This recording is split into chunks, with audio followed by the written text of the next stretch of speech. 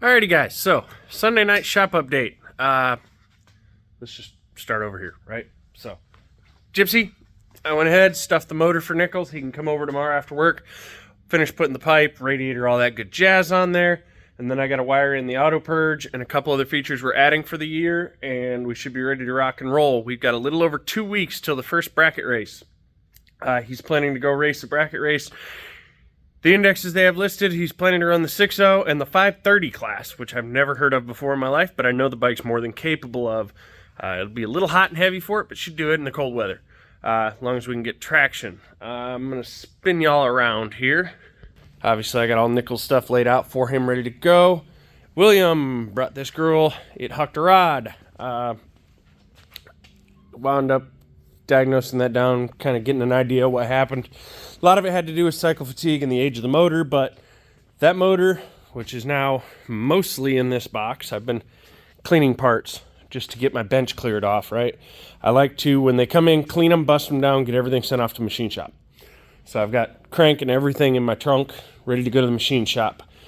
Hucked number 3 rod straight out the front. It appears to have just broke the rod randomly. There was some tune-up concerns, but really I'm going to knock it down to cycle fatigue. The motor just let go. So he's getting a basic rod, piston, studs, simple build, 400 horsepower capable package. It's my average 400 horsepower package. Let's jump over here. We got Brett. Brett, I'm waiting for parts. They got delayed because of the blizzard down south. So all the USPS stuff got turned around in Birmingham and sent back to Atlanta at the hub for redistribution, because it's easier for them to sort out the distribution there than it is to deal with it after the storm in Birmingham. I got the cases for Williams over here. That's the last thing I got to clean and put in the box. I got to clean the valve cover and stuff. But anyway, Eric's motor is done, primed, makes wicked oil pressure. It was also cold, but 85 pounds on the drill was pretty damn good for me. But it's all primed up, ready to go. I got oil everywhere I'm supposed to have oil, so I'm happy with that. I'll get that stuffed in at some point this week. Hoping to make that same test session with this, but we're going to see how cold the weather's going to be, because I'm really concerned the track's not going to be able to hold what this bike can do. Storage. This girl just needs a few wires buttoned up, but it's storage, so it's not a big deal. If he ever does say, hey, I want to go racing in 2 weeks, I'll rush knock it out, but there isn't much rush knock out. There's about 6 wires to hook up, and then throw some C23 in it, fired up, and make sure everything still functions as it should. This girl, I'm waiting on parts still. He's supposed to be shipping them to me.